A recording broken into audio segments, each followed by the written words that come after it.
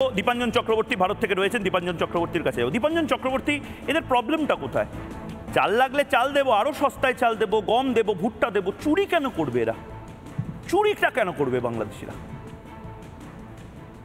আমি এতক্ষণ বিতর্ক শুনছিলাম, বলি না আমরা যে ইঁদুরের ব্যাংক অ্যাকাউন্ট, পালং শাকের ক্যাশ মেমো। পালং শাক না কি একজন আছে না, ইংরেজি শাক না চাইনিজ শাক নাকি পালং শাক, সে চিৎকার করছিল ভারতবর্ষকে নাকি তারা বড় ভাই হিসাবে মানে না, পাকিস্তান তাদের বাবা। ঠিক আছে, ভারত যখন মানানোর মানিয়ে নেবে যে আমরা বাবা না বড় দাদা সেটা বুঝিয়ে দেবে। সমস্যা হচ্ছে যেটা, দেখো এরা খুবই একটা নেগলিজেবল পোর্শন। এই পালং শাকের মতো মানুষদের আমি তো এদের প্রশ্নের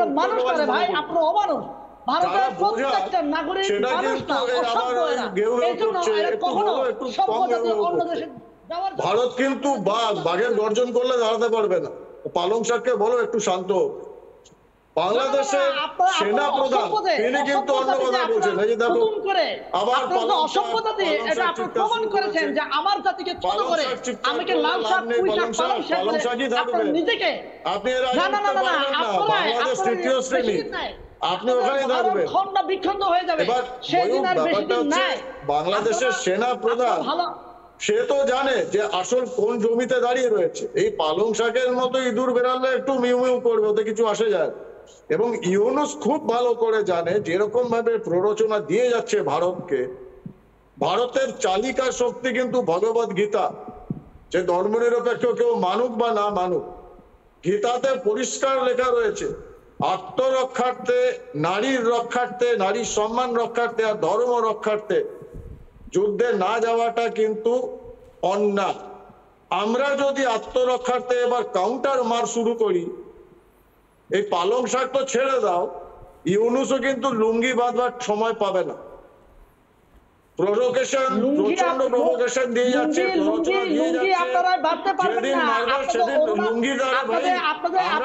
আমরা যদি বিজলি বন্ধ করে দিই, ইলেকট্রিক বন্ধ করে দিলে আদানি, তবে লুঙ্গি পাকিস্তান থেকে কিনে আনতে হবে। ঠিক আছে, দেখা আছে। না না না না, সেদিন বেশি নাই। অরুণাচল চায়না দখল দিবে। আরে আমি গিয়ে গলা মালা পরাবো পালং শাক, আমি গিয়ে গলা মালা পরবো, সেভেন সিস্টার দখল করবো। আরে এসব পালং শাক, চাইনিজ শাক এর দেখা আছে অনেক। দেখো ওই শাক দিয়ে আমরা রান্না করি, একবার চেষ্টা করো। তোমাদের আর্মির চিফ তিনি বলছেন যে ভারতের সঙ্গে আমরা কোনো দ্বন্দ্বে যাব না, সমস্ত ফচকে ছোড়াদের এরা আবার কি বলবে, সেভেন সিস্টার দখল করবে। সুখদেবপুর সামলাতে পারছে না সেভেন সিস্টার। আমি দুজনকে থামাবো এই মুহূর্তে। তারিকুল ইসলাম ভূঁইয়া রাজনৈতিক কর্মী আমাদের সঙ্গে রয়েছেন। তারিকুল ইসলাম ভূঁইয়া, এবং আমি এই মুহূর্তে দুজন রয়েছি। ময়ূক, আপনাকে আন্তরিকভাবে ধন্যবাদ। আমার প্রথম বক্তব্য হচ্ছে আপনারা সাইলেন্ট থাকতে হবে।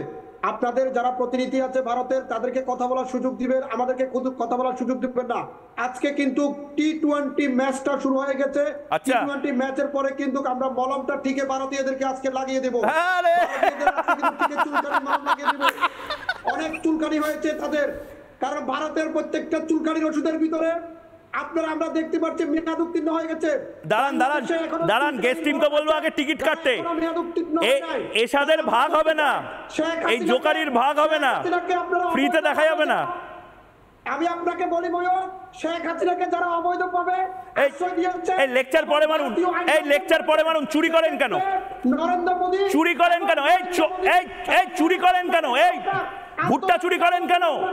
খেতে পান না? ভুট্টা চুরি করতে আসেন কেন ভারতের? গম চুরি করতে আসেন কেন ভারতের? নিজের দেশের প্রধানমন্ত্রীর অন্তর্বাস চুরি করেন কেন? অন্তর্বাস চুরি করাটা স্বাধীনতা? আরে দাঁড়ান, কথা চুরি করে নেবো, দেশ চুরি করে নেবো। চুপ চুপ চুপ, গোটা দেশ চুরি করে নেবো। আমাকে বলুন এটা কোথাকার অসভ্যতা? এটা কোথাকার অসভ্যতা? হ্যাঁ, ওরে বাবা, আবার গ্যাসের ওষুধ খেতে ভুলে গেছে। আমি তো আমার গ্যাস টিমের সৌমি, দেবরাজ, মনীষা প্রত্যেককে বলবো প্রতিদিন গ্যাসের ওষুধ প্রথমে দিতে। এই গ্যাসের ওষুধ খেয়ে আসে না, মাথায় উঠে যায় এর গ্যাস। আমরা বাংলাদেশি, আর আমাদের বাংলাদেশি তো কি হয়েছেন, বাংলাদেশিরা তো বাংলাদেশি হবে, আবার কি হবে, টিম্বাকটুর লোক হবে। আরে সাইলেন্ট হন, শান্তন। এবার তো প্রেশারও বেড়ে যাবে। প্রেশার বেড়ে গেলে ভারত থেকে যদি প্রেশারের ওষুধ না পাঠান আবার বুকে ব্যথা লাগবে। প্রেশার জানি না, প্রেশারের ওষুধ বলছি। ও কানেও বোধহয় সমস্যা হচ্ছে। কথা বলার কোনো ধরনের সুযোগ দিচ্ছেন না। আপনি আমাকে একটা কথা বলুন, আমাকে একটা কথা বলুন। বাংলাদেশে, আরে বাবা সব বুঝেছি, বাংলাদেশে বিশাল ভয় পেয়ে গেছি। শুনুন, আমি আপনাকে বলি, চুরি করেন কেন?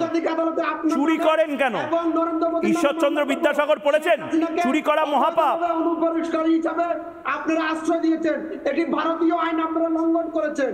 এবং পুরো কলকাতা, পশ্চিমবঙ্গ, ত্রিপুরা, আসাম, যদি বাংলাদেশে আরেকটা লাট করে এই যে স্থানগুলোকে, এই রাজ্যগুলোকে শ্মশান ক্ষেত বানিয়ে দেওয়া হবে, ফুটবল খেলার মাঠ বানাবো।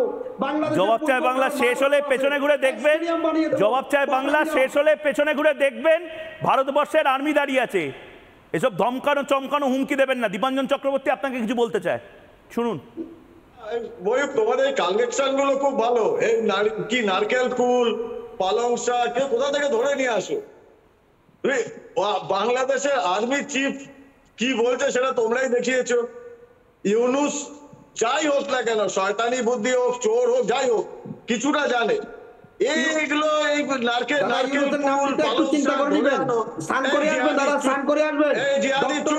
অনেক জিহাদিকে আমি দেখে নিয়েছি, অনেক তোমার মতো জিহাদিকে 72 হুড়ি পড়ি ঘুরিয়ে এনেছি।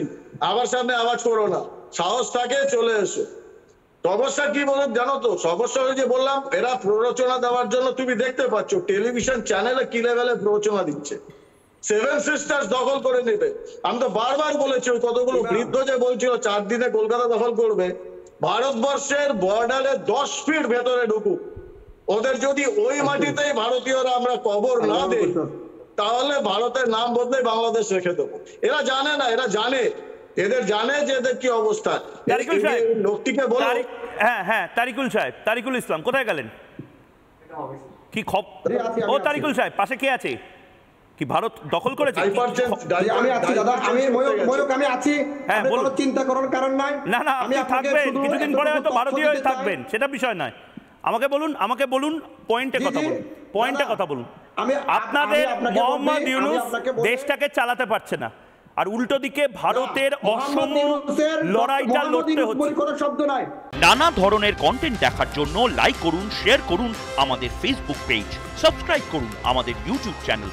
পাশাপাশি অন্যান্য ব্রেকিং নিউজের জন্য অবশ্যই চোখ রাখুন রিপাবলিক বাংলায়।